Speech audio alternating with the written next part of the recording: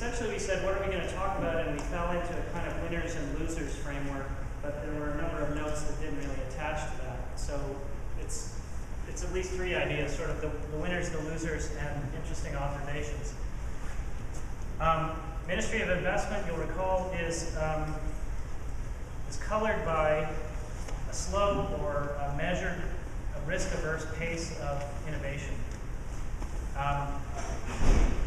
And that's driven by a few different things. In many cases, consumers can get like a wide amount of choice up to a certain point, and then it's kind of a hard stop. And if you think about the way things work now in some regimes, we can see that dynamic. So the notion is there's always pockets of the future in the present.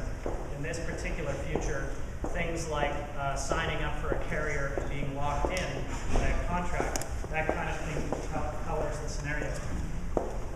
So what it means is consumers who value choice, ultimate choice, like long tail type choice, like I have needs and wants that just don't fit on the map at all, they are losers. The consumers, on the other hand, who value ease of use, like the kind of person who would buy an Apple product, for no other reason than it's supposed to be easy to use and more or less delivers on that promise. Those people will gain. Consumers gain because they're used to paying for subscriptions, and then once they do that, it's a kind of set and forget sort of world. Once you get your contract with your provider, it's bandwidth and it's content, and it's all rolled into a big fat package. So the packages are big and fat, but they're also siloed. It's a duopoly. Remember, we have Bell RBC on one hand, Rogers Media on the other hand. Both of them got bigger. They got more control of content.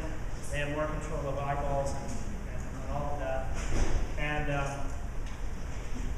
so the kind of thing that is driving this world, we could say, well, that's ridiculous. That will never happen. But I've looked a little bit into geo-blocking because when I started this project, I heard this term geo-blocking. What is it? If you are in a certain jurisdiction and you try to access a certain internet site, some of them you just can't access. You would think, well, what is this? Am I in China or something? And in fact, effectively we are, to put a point on it, because if you want to look at Hulu in the States to get lots of music choices, you simply cannot do it unless you know how to hack the system and do some tunneling protocol or whatever. And in this world, there are people that know how to do that. They're called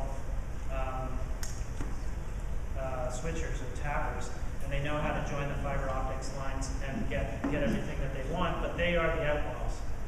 And on the other hand, other kinds of piracy, remember, are diminished. Brands, it was pointed out early on, big brands and advertising that works in a brand-driven way will actually be winners in this scenario. So remember, it's commercially driven, so that naturally fits. Big media, and even big media that happens to want to wear a Canadiana kind of label could survive. In fact, it was commented that this is one of the few scenarios, perhaps, where the idea of CanCon in a particular version survives quite well. The way Spencer wrote it,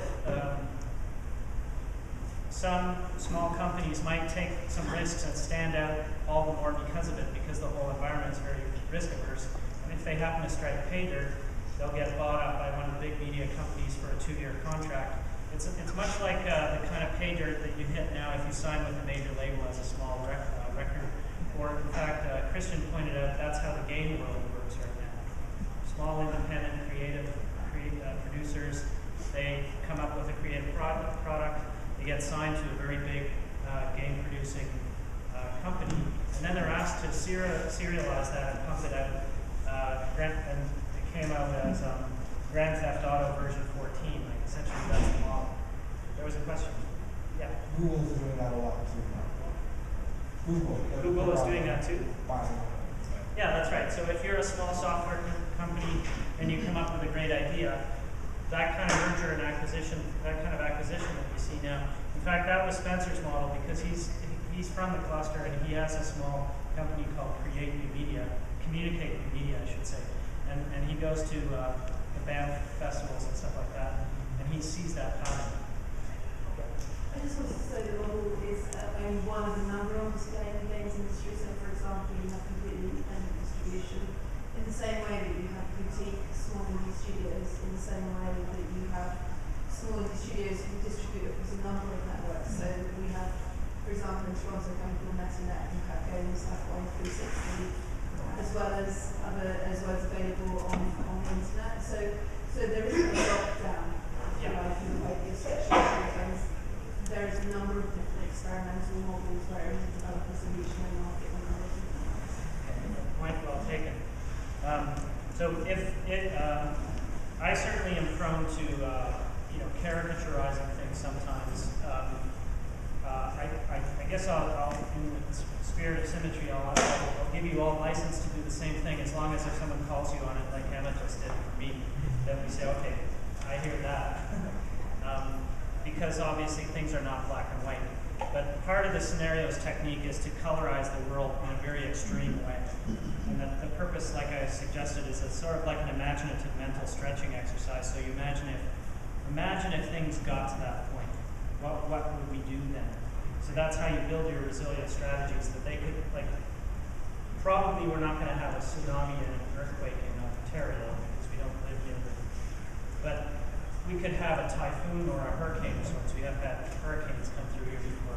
What would we do with, like, can your cottage survive a hurricane as a thought, as a metaphor?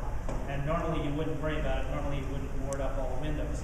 But things, every 100 years or so, that kind of thing can happen. And with the pace of change that we're seeing, so we want to create, in order to future-proof our industries, we have to imagine some of the more extreme possibilities. We have to ask ourselves, well, did anyone see, let's say, the e-book revolution coming on as fast as it has? Or whatever topic is the one that you're looking most closely at. So the title has been critiqued a lot, so we're probably going to look at that because in some cases it doesn't seem to fit that well. In other cases it demonizes the ministry, and there are some people from the ministry here today, so of course we don't want to do that. But certain patterns, many people commented that this feels the most realistic of all the scenarios. Somehow it could be the most probable or the most official sort of future, and I kind of feel that's maybe true as well. You can imagine if you flip the scenario grid upside down, this could be the lower left, and media could be the upper right, the most extreme sort of trajectory like that. If you imagine that kind of a line having a certain meaning, you can imagine going from where we are now. That's sometimes the way the 2x2 matrix produces scenarios. We're not forcing it in that direction, but you can use that if it's useful.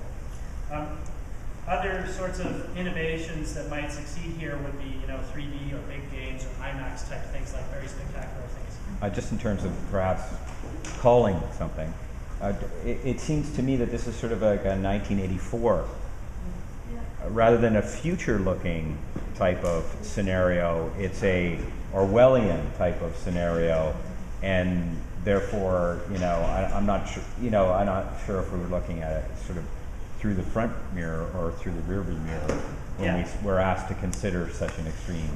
Yeah, that's a great scenario. comment. That's probably what motivated the Ministry of Investment choice. Like, let's say we call it Ministry of Content or something more oxymoronic.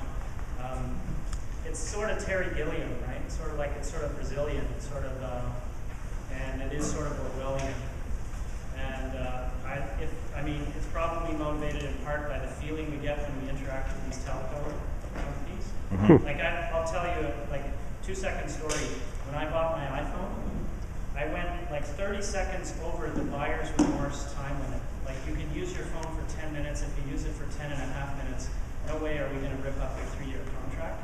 And then I did the classic thing. I talked to, I escalated through, 10 different managers, and they all said, no, sorry, you're out of luck. So they permanently ruined their impression for me forever.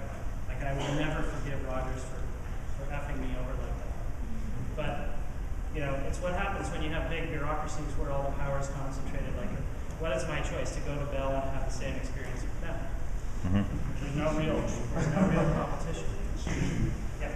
In keeping with this gentleman's point, somewhere along the line, we should probably touch on what happened to media when it went from print to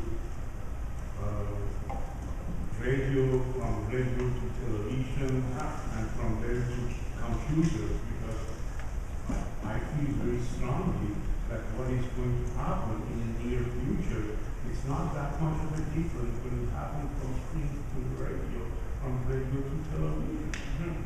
That's a It's good just point. the core point of media is going to stay. There's a s- Application is different. Yeah, there's one session in the afternoon I think you might enjoy that Bob Logan's planning to do. He put one up called McLuhan Camp. And Bob's worked with McLuhan for a long time. I think a lot of the ideas, some of what Walter was saying about obsolescing and what you're bringing up now, tie quite well to McLuhan's thought. And if anyone finds some of this stuff theoretical, don't worry. The whole afternoon is supposed to be extremely action-oriented. And it is for us. It's just this is our way of getting to it. So I'm going to give the floor over to Lords of the Cloud.